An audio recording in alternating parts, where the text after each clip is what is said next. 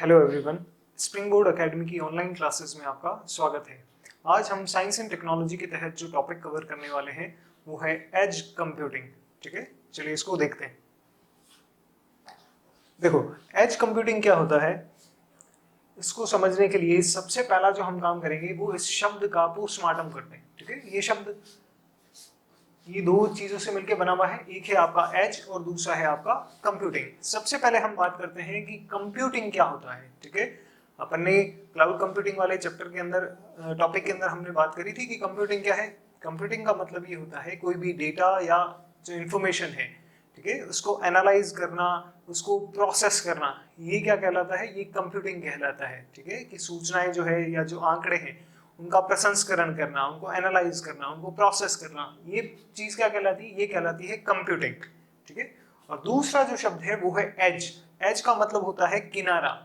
किनारा, यहाँ पर किनारे से क्या तात्पर्य है, हम क्योंकि कंप्यूटर की बात कर रहे हैं, कंप्यूटिंग की बात कर रहे हैं, तो इसका मतलब यहाँ पे एज जो है या किनारा जो है उससे तात्पर्य है किसी नेटवर्क का किनारा, कि कोई एक नेटवर्क है जिसके अंतिम छोर पर या किनारे पर। तो इन दोनों शब्दों को जब हम मिला देते हैं तो उससे बनकर के आती है आपकी परिभाषा की एज कंप्यूटिंग क्या हो सकती है, एक जनरल आइडिया हो तो।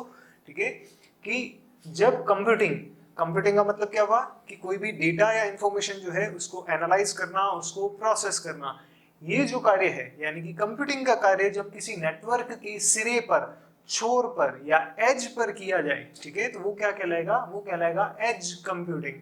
चलिए, यहीं से आपकी ये परिभाषा निकल करके आती है, इसको देखते हैं। तो टेक्निकली एज कंप्यूटिंग किसे कहते हैं या एज कंप्यूटिंग क्या होती है, तो edge computing enables data to be analysed, processed and transferred at the edge of a network rather than being transmitted to a centralized data center। यानी कि एज कंप्यूटिंग क्या है, तो एज कंप्यूटिंग एक ऐसी चीज है, ऐसी अवधारणा है जिसके तहत कोई भी इंफॉर्मेशन या डेटा को किसी सेंट्रलाइज्ड डेटा सेंटर पर भेजने के बजाय आप क्या करते हो, उसको किसी नेटवर्क के सिरे पर, किसी नेटवर्क के सिरे पर या अंतिम छोर पर ही उसको एनालाइज कर लेते हो, उसको प्रोसेस कर लेते हो, बजाय कि उसको यहाँ पर भेजने के। समझ रहे हो चीज को, ये है आपका एज कंप्यूटिंग। इसके बाद में यहाँ पर अपन एक बार देख लेते हैं कि एज से यहाँ पर क्या तात्पर्य हुआ। ठीक है, तो एज क्या है, तो एज इज वेयर थिंग्स और पीपल प्रोड्यूस और कंज्यूम दैट इंफॉर्मेशन। ठीक है, यानी कि एज वो छोर है, वो बिंदु है जहां पर किसी इंफॉर्मेशन को जनरेट किया जाता है या फिर कंज्यूम किया जाता है किसी मशीन द्वारा या किसी व्यक्ति के द्वारा। ठीक है, जैसे कि इसके एग्जांपल क्या हो सकते हैं, जैसे कि कोई भी डिवाइस हो गया, डिवाइस इटसेल्फ, और लोकल कंप्यूटर, कोई लोकल लेवल पर जो कंप्यूटर्स या फिर सर्वर्स हो गए, ये सारे के सारे क्या है, एज का उदाहरण है। ठीक है, तो इस प्रकार से हमने देखा कि एज कंप्यूटिंग क्या है, तो जब कंप्यूटिंग का कार्य यानी कि किसी डेटा या इंफॉर्मेशन को एनालाइज करना, प्रोसेस करना और उसको ट्रांसफर करने का कार्य किसी नेटवर्क के सिरे पर किया जाता है, छोर पर किया जाता है, एज पर किया जाता है, तो ये कहलाता है एज कंप्यूटिंग। एज से यहाँ पर क्या तात्पर्य है, तो एज एक ऐसी जगह है, नेटवर्क का वो छोर है जहां पर इंफॉर्मेशन या डेटा को क्या किया जाता है, या तो वहां पर उसको जनरेट किया जाता है या फिर उसको कंज्यूम किया जाता है। ठीक है, और वो जनरेट या कंज्यूम कौन करेगा, तो कोई मशीन कर सकती है, कोई व्यक्ति खुद कर सकता है। ठीक है, और जैसे कि इसके उदाहरण क्या हो सकते हैं, तो जैसे वो डिवाइस इटसेल्फ, जैसे कि हम स्मार्ट वॉचेस पहनते हैं आज के टाइम के अंदर, स्मार्ट वॉच हो गई या फिर लोकल कंप्यूटर। ठीक है, कि वो उस संस्था के जो मेन फ्रेम कंप्यूटर हो गए या फिर हमारे घर का कोई कंप्यूटर हो गया या इस प्रकार के कोई स्मार्ट डिवाइसेस हो गए या लोकल सर्वर हो गए, ये सारे के सारे। ठीक है, चलिए अब थोड़ा और अच्छे से इसको हम समझते हैं। देखो, ये है एज कंप्यूटिंग। अपन ने इससे पहले बात करी थी क्लाउड कंप्यूटिंग की। तो क्लाउड कंप्यूटिंग क्या होता था, क्लाउड कंप्यूटिंग के अंदर हमने बात करी थी कि ये होता है क्लाउड। ठीक है, और ये क्लाउड किसका होता था, क्लाउड कंप्यूटिंग की हम बात कर रहे हैं।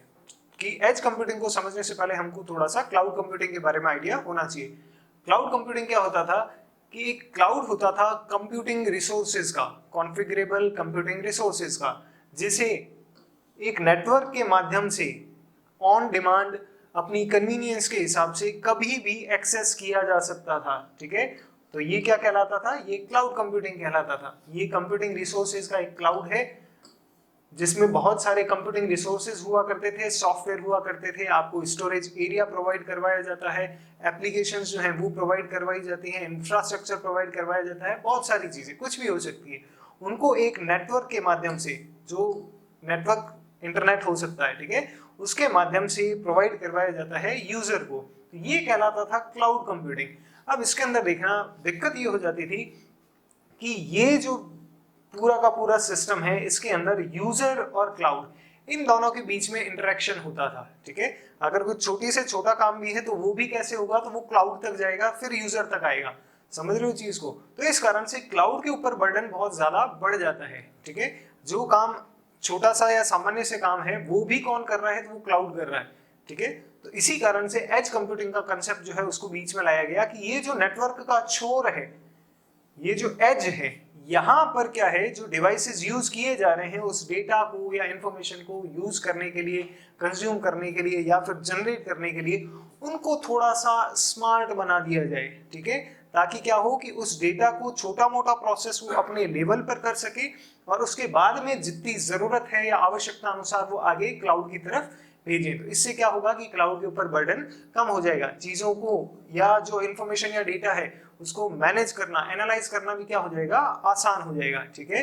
तो उसी प्रकार से यहाँ पर आप देखते हो, देखो कि ये जो नीचे आप चीजें देख रहे हो ये सारी की सारी ये इंडस्ट्री हो गई, ठीक है, ये ड्राइवरलेस आपकी कार हो गई, हम ऑलरेडी समझ चुके हैं, ये ऑटोमेटिक आपकी इंडस्ट्रीज हो जाती हैं, ये आपके विंड और ये जो सोलर एनर्जी जनरेशन है, ठीक है, ये सारी की सारी जो आप इंटरनेट के माध्यम से आज के टाइम के अंदर ये नॉर्मली ऑटोमेशन के माध्यम से आप जिनको कंट्रोल करते हो, इनके द्वारा डेटा को डायरेक्टली क्लाउड या डेटा सेंटर पर भेजे जाने से पहले क्या किया जा सकता है कि इनको छोटा मोटा प्रोसेस किया जा सकता है और उसके बाद में आवश्यकता अनुसार क्या किया जाए, इनको क्लाउड के ऊपर भेजा जाए। इस कारण से क्या होगा, दो तीन फायदे होंगे कि भाई क्लाउड के ऊपर बर्डन नहीं पड़ेगा, जो चीजें क्लाउड तक भेजे जाने लायक हैं वो ही भेजी जाएंगी और काम जो है वो बहुत ही तेजी के साथ में हो सकेगा, ठीक है। तो एज कंप्यूटिंग समझ रहे हो कि पहले क्लाउड और यूजर के बीच में कुछ भी नहीं होता था, डायरेक्ट जो है उनका इंटरेक्शन होता था, लेकिन अब हमने क्या कर दिया, बीच में जो डिवाइसेस थे जिनके माध्यम से इस एज पर उनके बीच में इंटरेक्शन किया जा रहा था, उनको थोड़ा स्मार्ट बना दिया। ये कंसेप्ट क्या कहलाता है, यही कहलाता है आपका एज कंप्यूटिंग, ठीक है। चलिए अब देखना, इसको एक एग्जांपल के माध्यम से समझते हैं कि एज कंप्यूटिंग बेसिकली है क्या। देखो ये डायग्राम आप देख रहे हो जिसके अंदर हम बात कर रहे हैं इंटरनेट ऑफ थिंग्स की। इंटरनेट ऑफ थिंग्स क्या होती है, हम पहले ही बात कर चुके हैं, ऐसे स्मार्ट डिवाइसेस या मशीन्स जो इंटरनेट के माध्यम से जुड़े हुए हैं,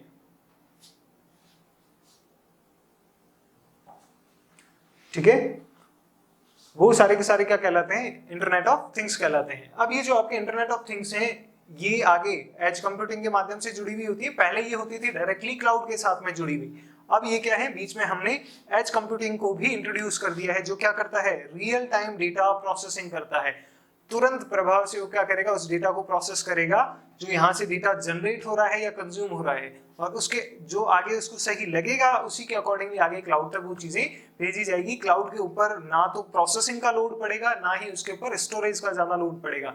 अब इस चीज को थोड़ा सा समझते हैं कि एज कंप्यूटिंग का कंसेप्ट क्यों लाया गया और ये जो एडवांस लेवल है क्लाउड कंप्यूटिंग का ये क्यों इंट्रोड्यूस किया गया। देखो ये जो इंटरनेट ऑफ थिंग्स है इसे आप मानो जनता, हमारी जो आम जनता होती है,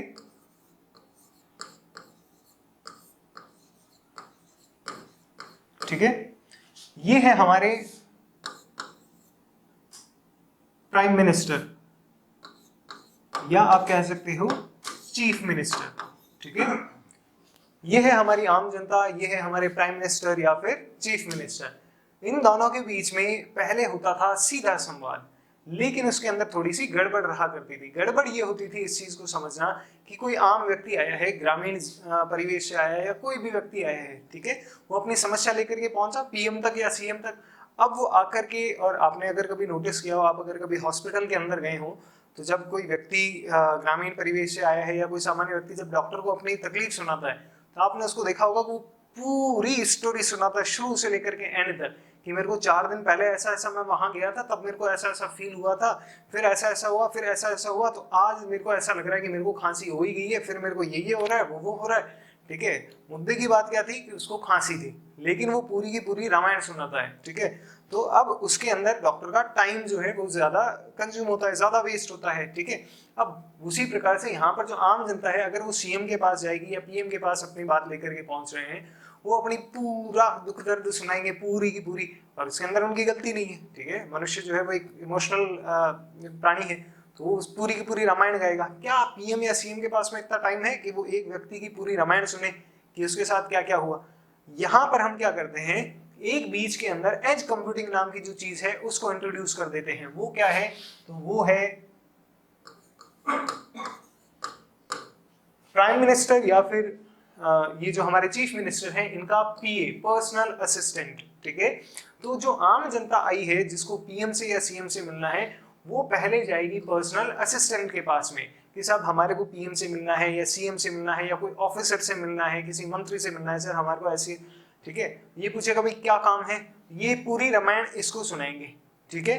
और उसके बाद में पीए क्या करेगा कि इसके अंदर से जो मुद्दे की बात है, मेन मुद्दे की बात है, जिसे आगे पीएम या सीएम तक पहुंचाया जाना चाहिए, सिर्फ और सिर्फ उसी चीज को जाकर के और पीएम तक या सीएम तक क्या करेगा, कन्वे करेगा। समझ रहे हो चीज को? इस प्रकार से क्या होगा कि पीएम और सीएम के ऊपर जो एक्स्ट्रा बर्डन आता बिना फालतू का, ठीक है, कि वो काम उनके काम की चीज नहीं थी, फिर भी उनको सुननी पड़ रही थी, जो बर्डन प्रोसेसिंग का या स्टोरेज का जबरदस्ती क्लाउड के ऊपर आ रहा था, वो आपने एलिमिनेट कर दिया बाय एज कंप्यूटिंग। की बीच में एक पीए आ गया और ये इनकी जो भी पूरी की पूरी यहाँ इनके द्वारा जो डेटा जनरेट किया जाता है या जो इंफॉर्मेशन जनरेट की जाती है, उस पूरी की पूरी चीज को यहीं पर प्रोसेस कर लेगा और उसके बाद में जो आगे भेजे जाने लायक चीज है, आगे भेजे जाने लायक डेटा या इंफॉर्मेशन है, उसको आगे क्या कर देगा, कन्वे कर देगा। समझ रहे हो चीज को? तो इस प्रकार से क्या होगा कि ये क्लाउड कंप्यूटिंग का नेक्स्ट कंसेप्ट है, जहां पर क्या किया जाता है, जो डेटा जनरेट होता है उसको लोकल लेवल पर ही उस डिवाइस के माध्यम से ही या फिर जो लोकल कंप्यूटर या सर्वर्स हैं उनके माध्यम से वहीं पे छोटा मोटा एनालाइज और प्रोसेस कर लिया जाता है, देन आगे क्लाउड के ऊपर भेजा जाता है। समझ रहे हो चीज को? ठीक है, तो ये है हमारे एज कंप्यूटिंग का कंसेप्ट। अब हम बात करते हैं कि एज कंप्यूटिंग जो है उसको लाया क्यों गया, क्यों डेवलप किया गया। अभी छोटा मोटा हमने उस चीज को समझ लिया फॉर एग्जांपल के माध्यम से, अब थोड़ा सा और समझते हैं।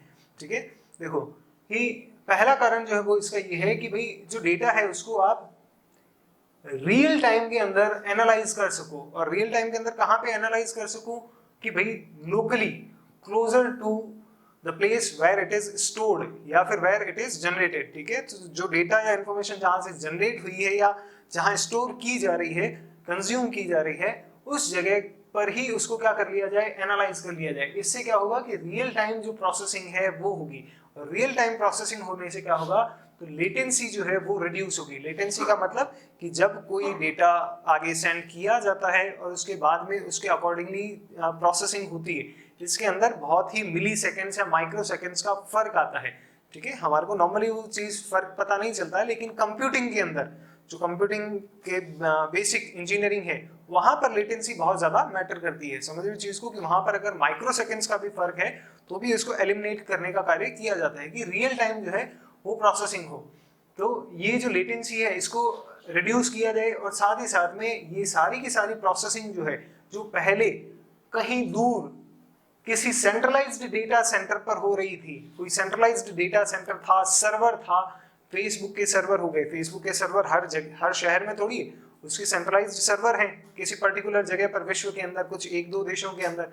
ठीक है, जैसे स्कैंडिनेवियन कंट्रीज के अंदर उसने एस्टेब्लिश किया है आपके, ठीक है, ग्रीनलैंड, और वहां पर भी वो बात कर रहा था पहले, हालांकि उसका यूएसए के अंदर है। तो कुछ ऐसी जगह है जहां पर उनके डेटा सेंटर है, पूरे वर्ल्ड का डेटा क्या होता है वहां जाकर के स्टोर होता है। ठीक है, तो वो वहां पर जाने के बजाय क्या होगा कि छोटा मोटा पहले लोकल लेवल पर क्या हो जाएगा, एनालाइज हो जाएगा, इससे बेनिफिट होगा। ठीक है, फिर अगली जो चीज है वो ये कि देखो दूसरा कारण ये रहा कि इंटरनेट ऑफ थिंग्स जो डिवाइसेस हैं वो बहुत तेजी के साथ में बढ़ रहे हैं। ठीक है, इंटरनेट ऑफ थिंग्स डिवाइसेस की हमने बात करी थी, कुछ स्मार्ट ऐसे डिवाइसेस जो नेटवर्क के माध्यम से एनी टाइम क्लाउड से कनेक्शन के अंदर रहते हैं, इंफॉर्मेशन को जनरेट करते हैं, ठीक है, और एनालाइज करते हैं।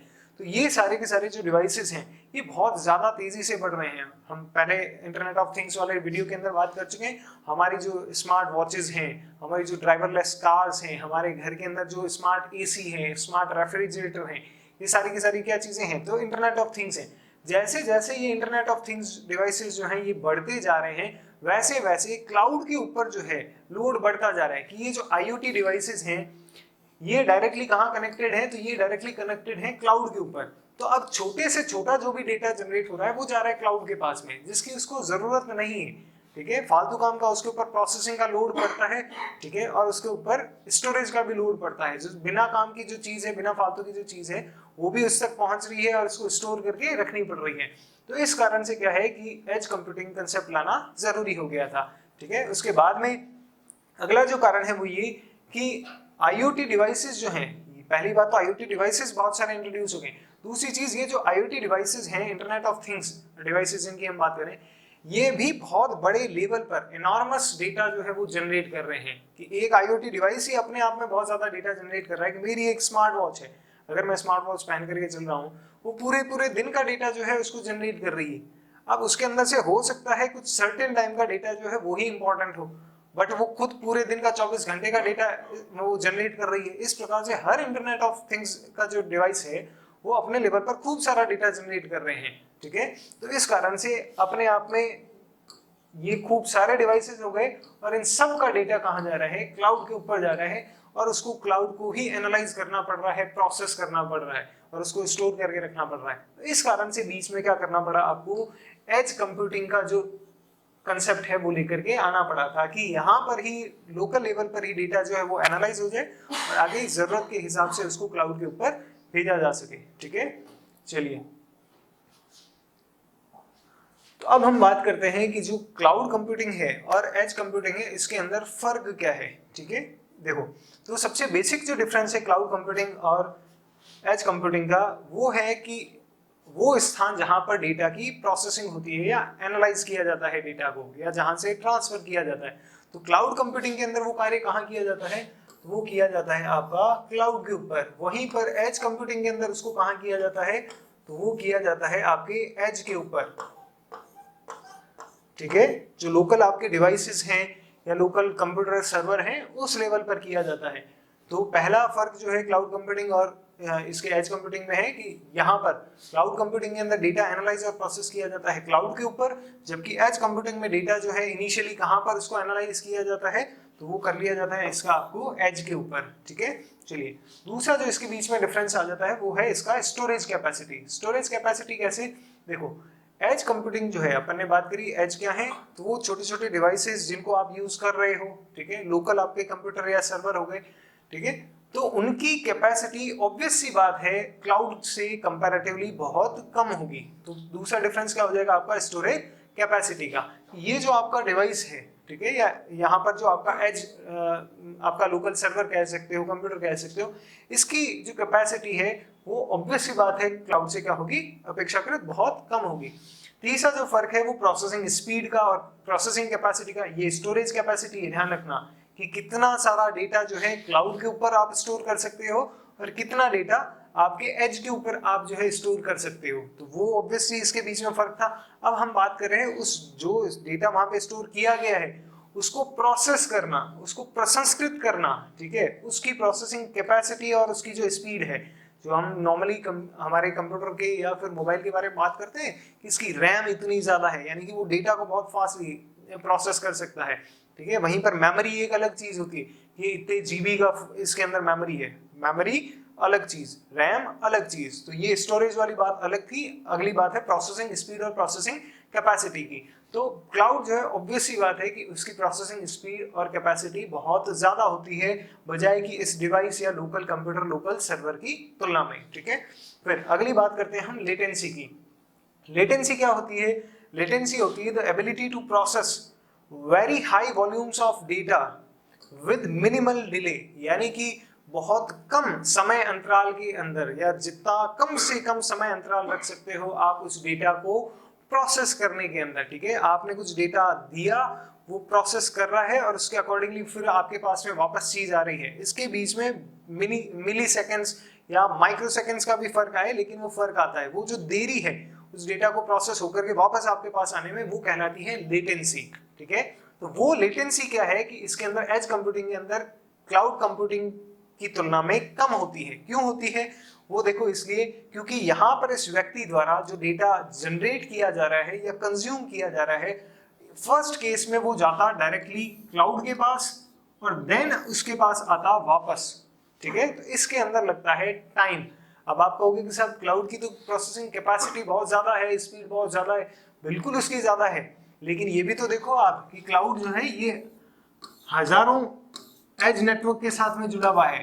ठीक है, बिलियंस या आप कह सकते हो मिलियंस जो हैं वो डिवाइसेस इसके साथ में जुड़े हुए हैं, तो उन सबकी प्रोसेसिंग ये कर रहा है। तो यहाँ से जब डेटा जाता है और उसके बाद में प्रोसेस होकर के वापस आता है, इसके अंदर जो टाइम लगता है वो बजाय कि यहाँ से डेटा जनरेट हुआ और यहीं पर वो प्रोसेस होकर के और छोटा मोटा वापस से आ गया आपके पास में, तो इसकी तुलना में एज कंप्यूटिंग में टाइम क्या लग रहा है या लेटेंसी क्या है, वो बहुत कम होती है। ठीक है, तो इस प्रकार से ये कुछ डिफरेंसेस हैं आपके क्लाउड कंप्यूटिंग और एज कंप्यूटिंग के अंदर। ठीक है, चलिए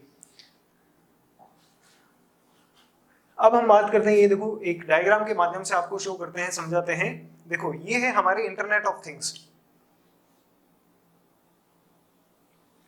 ठीक है, कि जैसे हमारी स्मार्ट वॉच हो गई या ड्राइवरलेस कार हो गई, ये सारे के सारे क्या है इंटरनेट ऑफ थिंग्स हो गए। स्मार्ट डिवाइसेस जिनको कह सकते हो आप, स्मार्ट व्हीकल्स कह सकते हो, कनेक्टेड सिस्टम्स कह सकते हो, जो हमारे एसी हैं। आजकल आपने ऐड देखा होगा कि आप कहीं दूर बैठ करके एसी का जो टेम्परेचर है उसको कंट्रोल कर सकते हो, दूसरी और चीजें जो है। तो ये जो कनेक्टेड सिस्टम्स हैं आपके आपस में जो कनेक्टेड होते हैं, ठीक है, आपके ये इंडस्ट्रीज के अंदर ये ऑटोमेटिक काम करते हैं वन बाय वन।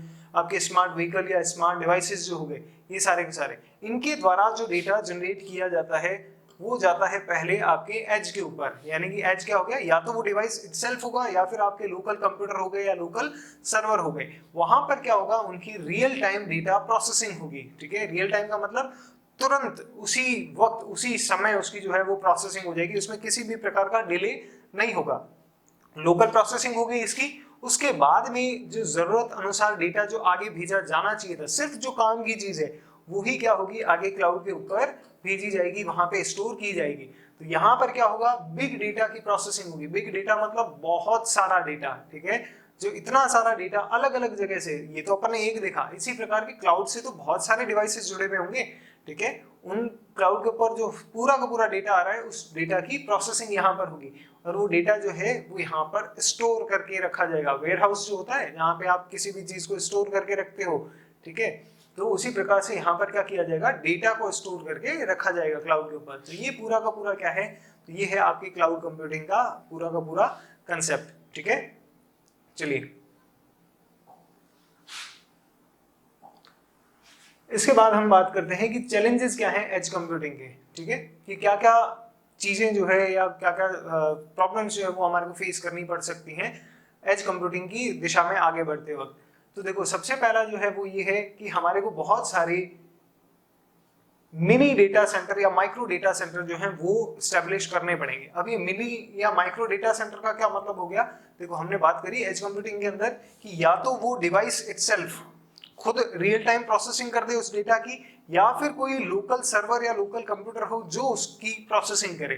तो अगर आपका वो स्मार्ट डिवाइस खुद कर रहा है, जैसे हमारी स्मार्ट वॉच है, अगर वो खुद से कर दे that is fine.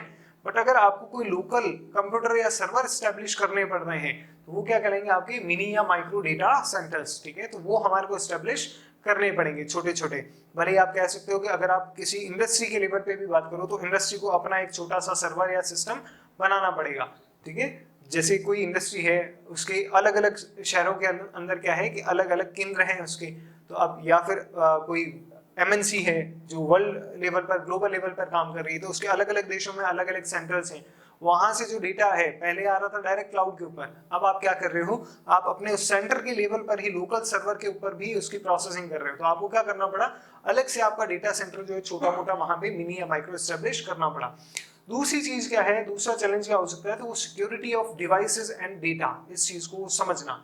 Security of devices as well as data, यहाँ ध्यान रखना। देखो होता क्या है कि पहले जब हम क्लाउड कंप्यूटिंग की बात करते थे तो वहां पे अपन ने बात करी थी क्लाउड कंप्यूटिंग वाला टॉपिक डिस्कस करते वक्त कि जो क्लाउड की सेफ्टी एंड सिक्योरिटी है, डेटा की सेफ्टी एंड सिक्योरिटी है, वहां पे जो सर्वर है उनकी सेफ्टी और सिक्योरिटी है, ये किसकी जिम्मेदारी, ये उस कंपनी की जिम्मेदारी है। उसके पास भरपूर रिसोर्सेज होते हैं उसकी सिक्योरिटी सुनिश्चित करने के लिए। लेकिन ये जो एज कंप्यूटिंग का जो कंसेप्ट है, इसमें हम लोकल लेवल पर सर्वर या डेटा सेंटर जो है वो एस्टेब्लिश करेंगे। हो सकता है वो आपके घर का डिवाइस ही हो, तो वो जो डिवाइस है, आपका कंप्यूटर है या आपकी स्मार्ट वॉच है, उसकी खुद की सेफ्टी सिक्योरिटी जो है वो भी कई बार गड़बड़ हो जाती है। कैसे? आपने घर के अंदर रखी, वो गिर गई, टूट गई, ठीक है, स्मार्ट वॉच है या कोई डिवाइस है, वो खुद गिर गया, टूट गया, तो इसकी संभावना ज्यादा होती है। हमारे घर के अंदर, भाई घर के अंदर 10 काम होते हैं उस दौरान, और 10 लोग आते हैं, वो चीज हो सकता है टूट जाए। लेकिन जो कंपनी का या संस्था का जो डेटा या सर्वर सेंटर है, वहां पे हर कोई थोड़ी आता है, वहां पर वो कहता नाथी का बाड़ा थोड़ी ना, ठीक है, तो वो चीजें फुल्ली सेफ एंड सिक्योर है, वहां जो डिवाइसेस हैं वो फुल्ली सेफ एंड सिक्योर है। फिर जो डेटा है उसकी बात करी जाए, तो क्लाउड के ऊपर जो डेटा होता था उसके लिए जबरदस्त सिक्योरिटी रखी जाती है, साइबर सिक्योरिटी बहुत अच्छे से रखी जाती है। क्यों? क्योंकि वो संस्था की जिम्मेदारी है, और वहां पर सेंट्रलाइज्ड इतने लोगों का डेटा सेव है, तो आपको बहुत अप टू डेट सिक्योरिटी रखनी पड़ेगी। लेकिन ये जो लोकल लेवल है, कोई जरूरी नहीं है कि यहाँ पर हमेशा उतनी up to date security data की जा सके। तो यहाँ पर क्या है, सेंधमारी होने की संभावनाएं अपेक्षाकृत ज्यादा हो जाती है, या डेटा जो है उसके साथ छेड़खानी होने की संभावना, चोरी होने की संभावना कंपैरेटिवली थोड़ी ज्यादा हो जाती है। तो उसको सुनिश्चित करना, उसकी सिक्योरिटी को सुनिश्चित करना डेटा की, वो भी अपने आप में क्या है, एक चैलेंज है। अगली हम बात करें तो quality and speed of network. देखो, जब इतना सारा डेटा जनरेट होगा, इंटरनेट ऑफ थिंग्स हो गई हैं खूब सारी, और हर इंटरनेट ऑफ थिंग्स वाले जो डिवाइसेस हैं वो अपने आप में बहुत ज्यादा डेटा जनरेट कर रहे हैं, तो इतना ज्यादा डेटा जो है वो जब ट्रांसमिट करना है, उसको प्रोसेस करना है, तो उसके लिए आपको बहुत बड़ी बैंडविड्थ की जरूरत पड़ेगी और अच्छी क्वालिटी वाले नेटवर्क की जरूरत पड़ेगी। मरे मरे अगर आपका नेटवर्क चल रहा है तो हो चुकी है उसकी रियल टाइम प्रोसेसिंग, ठीक है। तो आपको अगर रियल टाइम प्रोसेसिंग करवानी है, बहुत फास्ट काम करवाना है, तो आपको क्या करना पड़ेगा, बहुत अच्छी क्वालिटी का नेटवर्क जो है वो प्रदान करना पड़ेगा। इस चीज को ऐसे समझो, देखो इंडिया के अंदर भी 4G चल रहा है, और दूसरे कंट्रीज जैसे जर्मनी या जापान है, वहां का 4G भी है। आप दोनों को कंपेयर करके देखोगे तो दोनों की क्वालिटी और स्पीड के अंदर रात दिन का आपको फर्क देखने को मिलेगा। हम बात करते हैं 4G के अंदर स्पीड क्या हो सकती है, 10 Gbps तक की स्पीड हो सकती है, या 1 Gbps तक की स्पीड आनी चाहिए। कहाँ वो स्पीड आपको देखने को मिली है कहीं पर भी, ठीक है। तो इस प्रकार से क्या है कि क्वालिटी और स्पीड जो है उसका बहुत ज्यादा फर्क पड़ता है आपकी एज कंप्यूटिंग के अंदर, क्योंकि अल्टीमेटली हो क्या रहा है, तो वो तो कंप्यूटिंग ही रही है। तो अगर आप उसके अंदर स्पीड या उसको बैंडविड्थ प्रदान नहीं करोगे तो वो कंप्यूटिंग जो है वो अफेक्ट होगी, ठीक है। तो ये कुछ चैलेंजेस हैं। अब हम बात करते हैं बेनिफिट्स की, कि एज कंप्यूटिंग जो है इसके क्या क्या फायदे हो सकते हैं, ठीक है। चलिए एक एक करके देखते हैं। सबसे पहला जो है वो है इसकी बेटर परफॉर्मेंस, कि एज कंप्यूटिंग के द्वारा क्या किया जा सकता है, कंप्यूटिंग की जो परफॉर्मेंस है उसको इंप्रूव किया जा सकता है, बेटर किया जा सकता है। यानी कि आंकड़ों की जो प्रोसेसिंग है, ठीक है, उसको एनालाइज जो किया जाना है, उसको जो ट्रांसफर किया जाना है, वो बेटर हो जाएगा। कैसे हो जाएगा, किस कारण से हो जाएगा, क्योंकि लेटेंसी जो है वो कम हो जाएगी। लेटेंसी मतलब अपन ने बात करी कि देरी, कि आपने कोई कमांड दी, कोई निर्देश दिया, और या कोई डेटा आपने भेजा, और उसको प्रोसेस होकर के आने में जो लगा हुआ समय है, जो समय अंतराल है, वो कहलाता है लेटेंसी, ठीक है। तो अगर आपकी एज कंप्यूटिंग होगी तो लेटेंसी कम हो जाएगी, हम पहले इसको डिस्कस कर चुके हैं, ठीक है। और कैपेसिटी भी बढ़ जाएगी। कैपेसिटी क्यों बढ़ जाएगी, देखो बात ये थी कि क्लाउड जो है, ठीक है, क्लाउड के ऊपर पहले सभी जगह का, ये सारी जगह का सारा डेटा आ रहा था, ठीक है, सारी जगह का सारा डेटा आ रहा था। तो मान लो अगर इसकी कैपेसिटी जो है प्रोसेस करने की वो 100 है, तो 25-25 यहां से पूरा का पूरा जो जनरेट हो रहा था वो पूरा का पूरा इसके द्वारा, अगर ये 25-25 अमाउंट का या 25 यूनिट डेटा भेज रही है, तो ये 4 को ही सिर्फ यहाँ पे क्या कर पा रहा है, अकोमोडेट कर पा रहा है। अब हम क्या कर देते हैं, अब हम कर देते हैं बीच में एज कंप्यूटिंग। एज कंप्यूटिंग को इंट्रोड्यूस कर देंगे तो क्या होगा, यहाँ पर आप समझना इस चीज को, कि यहाँ पे जो 25 यूनिट डेटा जनरेट हो रहा था, हो सकता है उसमें से काम का सिर्फ 10 यूनिट हो, ठीक है, बाकी 15 यूनिट जो है वो किसी काम का नहीं हो या आगे भेजे जाने लायक नहीं हो। तो एज कंप्यूटिंग क्या करेगी, आगे भेजेगी सिर्फ और सिर्फ 10 यूनिट डेटा, ठीक है। तो ये जब 10 यूनिट डेटा आगे यहाँ से जाएगा, इधर से भी 10 यूनिट डेटा जाएगा, इधर से भी 10 यूनिट जाएगा, तो इस क्लाउड की कंप्यूटिंग की कैपेसिटी कितनी है, 100। तो अब ये कितने नेटवर्क्स को या कितने डिवाइसेस को अकोमोडेट कर पाएगा, तो अब ये 10 ऐसे ऐसे डिवाइसेस को अकोमोडेट कर पाएगा, समझ रहे हो। जबकि पहले कितनों को कर पा रहा था, सिर्फ 4 को ही कर पा रहा था। तो इस कारण से क्या होगा कि आपकी जो कंप्यूटिंग कैपेसिटी है या परफॉर्मेंस जो है वो इंक्रीज हो जाएगी। समझ गए भी चीज को। तो इस प्रकार से क्या होगा कि आपकी कैपेसिटी, आपकी स्पीड इंक्रीज हो जाएगी, लेटेंसी जो है वो कम हो जाएगी। उसके बाद में देखो अगला जो है वो है आपका सिक्योरिटी। सिक्योरिटी कैसे, देखो अभी अपन ने इसके चैलेंज के अंदर भी बात करी थी, यहाँ पर हम जो है इसके बेनिफिट की भी बात कर रहे हैं। इस चीज को थोड़ा सा समझना कि दोनों के अंदर फर्क क्या है। यहाँ पर सिक्योरिटी जो है वो अच्छी कैसे हो जाएगी, अच्छी ऐसे हो जाएगी कि यहाँ पर ये जो डेटा है ये हर अलग अलग जगह पर लोकल लेवल पर इसको स्टोर करके रखा जा रहा है। तो पहले अगर क्लाउड के ऊपर किसी भी प्रकार की सेंधमारी होती थी तो सारा का सारा डेटा जो होता था वो गायब हो जाता था। अब आप देखो अगर यहाँ पर किसी प्रकार की सेंधमारी होती है तो सारा डेटा जो है वो गायब नहीं होगा या सारा डेटा जो है वो अफेक्ट नहीं होगा। क्यों? क्योंकि इसने क्या किया, एज कंप्यूटिंग ने काफी सारा डेटा जो है वो खुद के पास ही रखा हुआ था या खुद ही प्रोसेस कर लिया था, वहां तक जाने ही नहीं दिया था। तो इस कारण से क्या होगा कि आपकी सिक्योरिटी भी कुछ मामलों के अंदर इंक्रीज हो जाएगी। समझ रहे हो चीज को? तो इस प्रकार से क्या है कि आपकी सिक्योरिटी वाली भी कुछ बेनिफिट्स भी आपको देखने को मिलेंगे। उसके बाद में अगली हम बात करते हैं डेटा एफिशिएंट। ये डेटा एफिशिएंट कैसे होगा? अगेन वही आपका इसका एग्जांपल कि पहले आप क्या कर रहे थे कि ये जो 4 डिवाइसेस हैं ये 25-25 यूनिट डेटा जो है उसको ट्रांसमिट कर रहे थे। अब यही अगर 4 डिवाइसेस हैं तो एज कंप्यूटिंग के माध्यम से क्या होगा, ये ट्रांसमिट कितना करेंगे, यहाँ पर सिर्फ और सिर्फ 10-10 करेंगे। समझ रहे हो चीज को? ठीक है, तो यहाँ से क्या हो जाएगी, ये डेटा एफिशिएंट हो जाएंगे। पहले ये 25-25 यूनिट कर रहे थे, बिना फालतू का जो डेटा है वो भी ट्रांसमिट करना पड़ रहा था आपको, लेकिन अब आपको वो करना नहीं पड़ रहा। क्यों? क्योंकि एज कंप्यूटिंग के माध्यम से उसको पहले ही एनालाइज कर लिया गया है, पहले ही उसको प्रोसेस कर लिया गया है। ये एक तरीके से यूं है, देखो कि हम जो शॉर्ट नोट्स बनाते हैं, ठीक है, वही कंसेप्ट है कि आप किसी को समझा रहे हो या किसी को आगे भेजना है आपको नोट्स, आप पूरे के पूरे पोथे भेजो, उसके बजाय आपने पहले ही उसकी समरी बना ली, उसका सार निकाल लिया, और वो जो सार है, जो आपके शॉर्ट नोट्स हैं, वही आप क्या कर रहे हो, आगे भेज रहे हो। समझ गए भी चीज को? तो ये क्या है, डेटा एफिशिएंट है। उसके बाद आपका अगला आता है लोकलाइज्ड सॉल्यूशंस। लोकलाइज्ड सॉल्यूशंस का क्या मतलब है? देखो कुछ प्रॉब्लम्स ऐसी होती हैं, क्योंकि क्लाउड की अगर हम बात करें तो क्लाउड क्या होता है, नेशनल लेवल पर या ग्लोबल लेवल पर एस्टेब्लिश किए जाते हैं, ठीक है, या बड़े लेवल पर एस्टेब्लिश किए जाते हैं। लेकिन कंप्यूटिंग के अंदर कई बार प्रॉब्लम्स जो होती हैं वो बहुत सामान्य होती हैं, लोकल लेवल की होती हैं। मान लो इंडिया के अंदर किसी पर्टिकुलर जगह पर कोई प्रॉब्लम आई है, तो उसके लिए ग्लोबल लेवल की जो स्टैंडर्ड्स हैं उनको अपनाना कोई जरूरी नहीं है, या वो चीजें फॉलो करना उसके अंदर बहुत टाइम लग जाता है, या फिर कई बार वो सटीक नहीं बैठ पाती है। तो यहाँ पर अगर आपके एज लेवल पर किसी भी प्रकार की प्रॉब्लम आ रही है या कोई सामान्य कोई प्रॉब्लम है, तो आप उसको लोकल लेवल पर क्या कर सकते हो, सॉल्व कर सकते हो, लोकल तरीकों से या लोकल संसाधनों के माध्यम से सॉल्व कर सकते हो।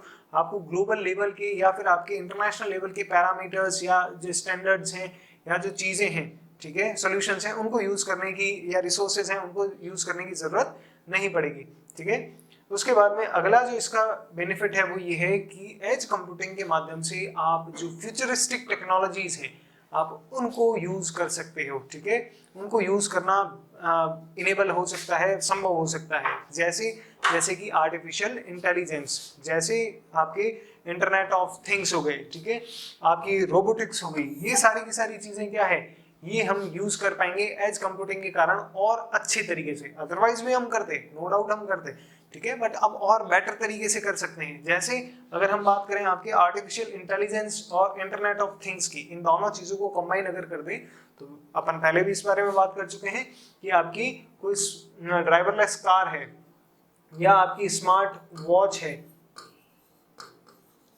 या ड्राइवरलेस कार कह सकते हैं हम, ये क्या करेगी, तो ये ड्राइवरलेस कार क्या है, तो ये फ्यूचर की टेक्नोलॉजी है। ठीक है, वो ड्राइवरलेस कार बहुत सारा डेटा जनरेट करेगी। हम पहले भी बात कर चुके हैं इस बारे में कि वो गाड़ी चल रही है, वो अपने आगे की जितनी भी गाड़ियां हैं उनको और पीछे की जितनी भी गाड़ियां हैं उनके साथ इंटरनेट या नेटवर्क के माध्यम से कम्युनिकेशन में रहेगी। आगे रोड जो है और लेन जो है वो किस तरफ जा रही है, किस तरफ टर्न ले रही है, वो पूरा का पूरा वो ध्यान रखेगी। समझ रहे हो चीज को? ठीक है, और साथ ही साथ में क्या करती रहेगी, उसको रियल टाइम प्रोसेस करती रहेगी, और उसके माध्यम से क्या होगा कि वो सही डिसीजन लेती रहेगी कि भाई गाड़ी को अब लेफ्ट लेना है, अब राइट लेना है। ठीक है, अब देखना है इसके अंदर अगर कोई क्लाउड के माध्यम से इस कार्य को किया जाए, समझ रहे हो, तो फिर क्या होगा, बहुत ज्यादा दिक्कत आएगी कि ये क्लाउड है जहां पर इसकी प्रोसेसिंग हो रही है पूरे डेटा की, और ये गाड़ी जो है ये आपकी यहां पर चल रही है, और इसकी पूरी की पूरी डेटा की प्रोसेसिंग यहाँ पर हो रही है, तो इसको आने में टाइम लगेगा डेटा को, और कई बार विद इन सेकेंड जो है वो एक्सीडेंट हो जाता है। तो वहीं पर अगर इसी स्मार्ट कार के अंदर ही इस डेटा की प्रोसेसिंग कर दी जाए तो क्या होगा कि आपको लेटेंसी नहीं देखने को मिलेगी, और उसके माध्यम से आप क्या कर सकते हो कि बहुत फास्टली ये डिसीजन जो है वो लिए जा सकते हैं। तो इस प्रकार से आप एक ड्राइवरलेस कार जो है वो बहुत अच्छी ड्राइवरलेस कार कह सकते हो, जो टेक्निकली बहुत साउंड होगी, किसी भी प्रकार की उसके अंदर दिक्कत नहीं आएगी, आप आराम से एक्सीडेंट या बिल्कुल सेफ्टी प्रूफ होगी, ठीक है। तो वो जो गाड़ी है वो आप बना सकते हो। ये किस कारण से हो रहा है, तो ये सारा का सारा हो रहा है आपके एज कंप्यूटिंग के माध्यम से। एज कैसे, यहाँ पर एज क्या हो गया, तो एज यहाँ पर गाड़ी इटसेल्फ हो गई, ये जो ड्राइवरलेस कार है ये खुद हो गई, ठीक है, कि क्लाउड तक डेटा नहीं जाने के बजाय मेन जो डेटा है वो यहीं पे ही प्रोसेस हो रहा है, लेकिन जो डेटा आगे भेजा जाना चाहिए वो ही डेटा आगे भेजा जाएगा। जैसे कि अगर मान लो गाड़ी का एक्सीडेंट हो जाता है, ठीक है, तो वो क्या होगी, तो वो सूचना कहाँ भेजी जा सकती है, आगे क्लाउड पर या संबंधित जगह पर। मैंने आपको बात करी थी भाई, इमरजेंसी जो नंबर्स होंगे, कि पुलिस हो गए, एम्बुलेंस हो गई, उनके पास में वो डेटा भेजा जा सकता है कि यहाँ पर एक्सीडेंट हुआ है, कैजुअलिटी हुई है, इस प्रकार की बात है। लोकेशन भी चली जाएगी, या ड्राइवर को जो है कार्डियक अरेस्ट आया है, हार्ट अटैक आया है, तो वो भी सूचना उसके पास में आगे इमरजेंसी नंबर्स पर चली जाएगी। तो कौन सा डेटा यहाँ पर जो है उसको प्रोसेस करना है और कौन सी डेटा को आगे भेजना है, ये सारा काम हो जाएगा यहाँ पर। तो इस प्रकार से फ्यूचरिस्टिक जो टेक्नोलॉजी है वो इनेबल हो सकती है, ठीक है। ये सारी की सारी बात करी हमने एज कंप्यूटिंग के बारे में। अब देखो इसको एक थोड़े दूसरे एग्जांपल से आपको पूरा समझाते हैं। टॉपिक वैसे पूरा हो गया है, बट फिर भी आपको एक बार समझाने के इरादे से कि भाई एज कंप्यूटिंग बेसिकली फंडा क्या है, क्यों हम इसको यूज कर रहे हैं, इसको एक रियल एग्जांपल के माध्यम से मैं आपको समझाता हूं। देखो होता क्या है, आप यूं समझो, हमारे घर के अंदर होती है शादी, ठीक है। जब हमारे घर के अंदर शादी होती है तो आप या आपके फादर या आपके परिवार के अंदर जो भी बड़ा व्यक्ति है वो सारी शादी को मैनेज करता है, ठीक है। उसके अंदर आपने 10 तरीके की जो चीजें हैं वो मंगवाई, ठीक है, कि जिसके अंदर बहुत सारी चीजें हो सकती है कि भाई रसोई का सामान, ये वो फलाना ढिमकाना, दुल्हन या दूल्हे के तैयार होने का सामान हो गया, और घर के कुछ रजाई गद्दे हो गए, कुछ और चीजें, ठीक है। तो 10 प्रकार की जो चीजें हैं वो मंगवाई जाती हैं। अब इस चीज को समझना कि जब वो 10 प्रकार की चीजें, ठीक है, वो 10 प्रकार की चीजें जब सीधे डायरेक्टली ला करके यहाँ पर रैंडमली पटक दी जाए, क्या कर दी जाए, रैंडमली वो ला करके पटक दी जाए कि भाई एक जना आया वो देकर के गया साहब ये काली मिर्च है, एक जना आया वो देकर के गया साहब ये दुल्हन के कपड़े हैं या दूल्हे की शेरवानी है, एक जना आया वो देकर के गया भाई ये ड्राई फ्रूट्स हैं, एक जना आया कोल्ड ड्रिंक देकर के गया, एक जना आया गद्दे देकर के गया, और वो सारा का सारा तामझाम जो है वो यहाँ पर बिखरा पड़ा है। पूरा का पूरा डेटा, समझ रहे हो चीज को, ये जितना सामान था यानी कि जितना डेटा था वो सारा ला करके और यहाँ पे क्लाउड के ऊपर यानी कि आपके घर पे पटक दिया गया। ये आपका घर है या आप कह सकते हो ये आपका क्लाउड है, यहाँ पर ये सामान सारा का सारा ला करके पटक दिया गया, ठीक है। अब यहाँ से आपको क्या करना है, अब इसको प्रोसेस करना है, एनालाइज करना है। कैसे करना है कि साहब ये जो चीज है कि काली मिर्च है, ये जो चीज है ये है रसोई का सामान, इसको भेजा जाए रसोई के पास में या रसोइये के पास में, ठीक है, खाना बनाने वाले के पास में। ये है गद्दे और ये सोने का रात को ओढ़ने का सामान, ये यहाँ पे भेजा जाए। यहाँ से आपको खुद को वो सारा का सारा प्रोसेस करना पड़ेगा, ठीक है। फिर कोई लेकर के आया कुछ, वो सारा का सारा आपको प्रोसेस करना पड़ा भाई ये दुल्हन के कपड़े हैं या दूल्हे के कपड़े हैं, ये भेजे जाए वहां पे, ये चीज यहाँ से, ये चीज वहां से, ये सारा का सारा किसको करना पड़ रहा है, ये सब करना पड़ रहा है क्लाउड को। इतना जो डेटा आया ये सारा का सारा कौन प्रोसेस कर रहा है, क्लाउड कर रहा है। तो क्लाउड का क्या हो जाएगा, दिमाग खराब हो जाएगा, प्रोसेसिंग कैपेसिटी उसकी पूरी की पूरी सारी उसकी एनर्जी क्या हो जाएगी, इसी के अंदर वेस्ट हो जाएगी। तभी तो हम देखते हैं ना शादियों के अंदर हमारे जो पापा या ताऊ जी और ये जो होते हैं उनके दिमाग बहुत गर्म होते हैं, ठीक है। तो वो क्यों होते हैं, क्योंकि पूरी प्रोसेसिंग क्या करनी पड़ रही है, उनको करनी पड़ रही है। तो ये है क्लाउड कंप्यूटिंग। अब आपने क्या किया, इसके बीच में एज कंप्यूटिंग जो है उसको इंट्रोड्यूस कर दिया। एज कंप्यूटिंग को कैसे इंट्रोड्यूस कर दिया, सीधे सीधे दुकानदार को बोला, ठीक है, जो किराने वाला है उसको बोला किराने का सामान सारा का सारा जो है रसोई का वो तू लेकर के आएगा और पूरा का पूरा प्रॉपरली ला करके और यहाँ देख करके चले जाना। वो सारा रसोई का सामान यहाँ देख करके चला गया, ठीक है, उसने यहीं पर ही प्रोसेस कर लिया, वो सामान यहाँ पर ला करके आपको दे करके चला गया। फिर आपने गद्दे वाले को बोला भाई गद्दे जो है वो रजाई, ये वो टेंट वाले को बोला कि भाई रजाई गद्दे ये फलाना ढिमकाना ये सारी की सारी चीजें ला करके देगा, एक साथ ला के देगा। वो सारी चीजें आपने अलग जगह पर रखवा दी, ठीक है। यहाँ पर वो प्रोसेसिंग होकर के और यहाँ पर आई आपके पास में, ठीक है। फिर दूसरा सामान आया, तीसरा सामान आया और सारा सामान आया। तो अब यहाँ पर चाचा जी, ताऊ जी या अपने फादर को माथा फोड़ी करने की जरूरत नहीं है। सीधा सीधा ये सामान था, इसको आगे की तरफ भिजवा दिया, ये सामान था आगे की तरफ भिजवा दिया, ये सामान था आगे की तरफ भिजवा दिया। एक एक को अलग अलग नहीं करना पड़ा, प्रोसेस इनको खुद को नहीं करना पड़ा। छोटा मोटा प्रोसेसिंग पीछे से वो होकर के आया। तो इस कारण से क्या हुआ कि उनके ऊपर प्रोसेसिंग का लोड नहीं पड़ा, उनके ऊपर स्टोरेज का लोड नहीं पड़ा, ठीक है। इन चीजों को कैसे मैनेज करें, ज्यादा माथा फोड़ी हो रही है, ऐसा कुछ भी नहीं। तो यही सिंपल सा कंसेप्ट है आपका एज कंप्यूटिंग का, कि यहाँ पर जो क्लाउड कंप्यूटिंग के अंदर क्लाउड के ऊपर बहुत ज्यादा डिपेंडेंस हो रही थी, भले वो एनालाइज करना हो डेटा या इंफॉर्मेशन को, या उसको प्रोसेस करना हो, या उसको शेयर करना हो, उसको स्टोर करके रखना हो, कुछ भी हो, वो सारा का सारा काम पहले कौन कर रहा था, क्लाउड कर रहा था। तो इस कारण से उसकी इफिशिएंसी उतनी या परफॉर्मेंस उतनी अच्छी नहीं आ पाती है, ठीक है। वहीं पे अगर आप इसको छोटा सा थोड़ा थोड़ा अगर एज के लेवल पे ही मैनेज कर दो चीजों को, तो क्या होगा कि क्लाउड के ऊपर लोड बहुत कम हो जाएगा। डेटा को या इंफॉर्मेशन को प्रोसेस करना, एनालाइज करना, उसको ट्रांसफर करना, ट्रांसमिट करना बहुत ज्यादा इजी हो जाएगा, ठीक है। तो इस प्रकार से आज हमने बात करी है एज कंप्यूटिंग के बारे में, कि एज कंप्यूटिंग क्या होती है, किस प्रकार से फ्यूचरिस्टिक टेक्नोलॉजी है खुद से ही, और अपने आप में दूसरी जो फ्यूचरिस्टिक टेक्नोलॉजी है उनको अकोमोडेट करेगी, ठीक है। चलिए, ओके, थैंक यू।